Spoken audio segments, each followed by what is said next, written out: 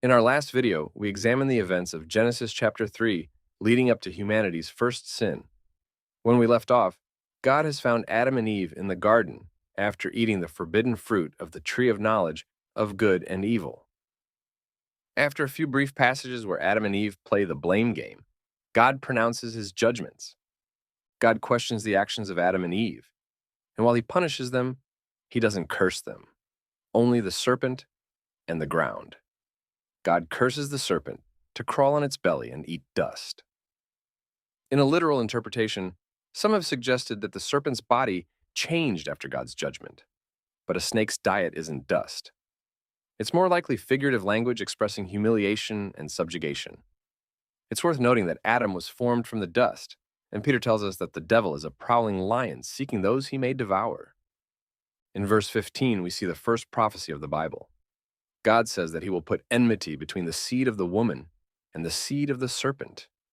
The seed of the woman will crush the head of Satan. Who then is the seed of the woman and the seed of the serpent? Without a doubt, the seed of the woman is Jesus Christ, who would come through the bloodline of Eve and all the descendants of Adam.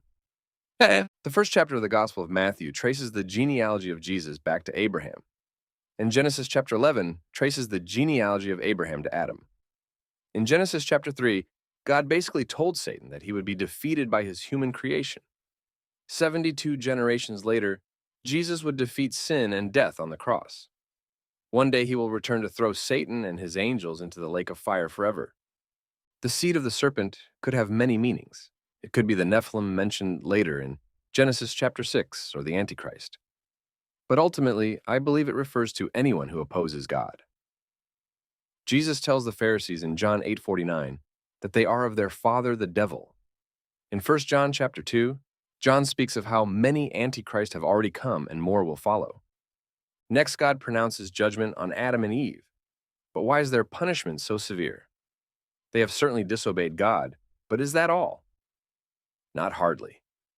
Mankind was given dominion over the world in Genesis 1:28. When sin entered into the world through Adam, that dominion was transferred to Satan. God is still the sovereign ruler of this world. As Psalm 24 tells us, "The earth is the Lord's and all it contains, the world and all who dwell in it." But the dominion he granted to mankind under his authority was lost.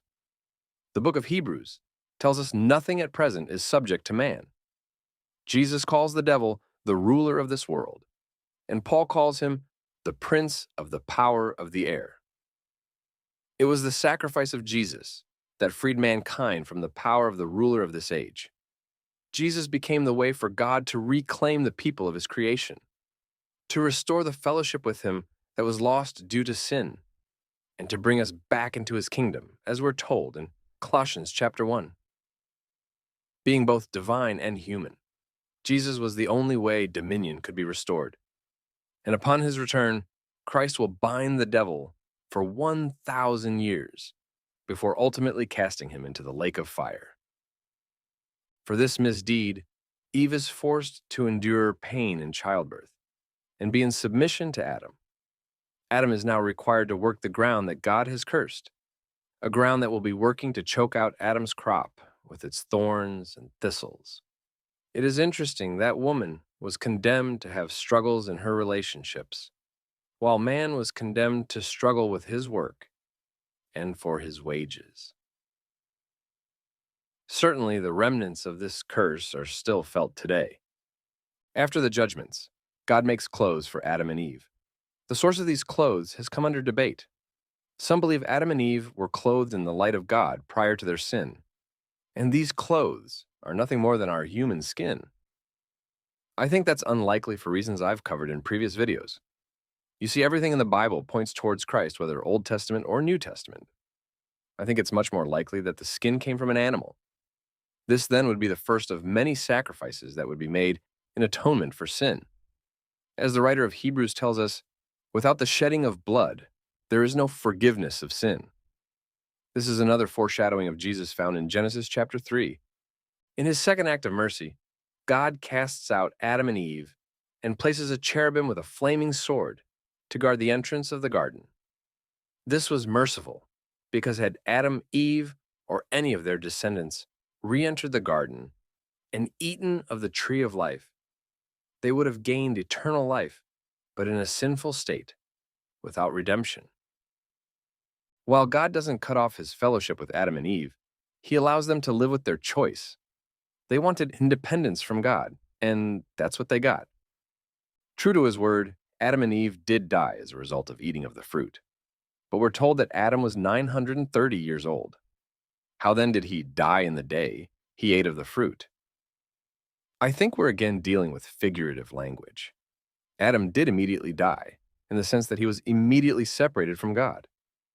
I wonder what went through his mind the moment his eyes were opened. Did he realize the mistake he made?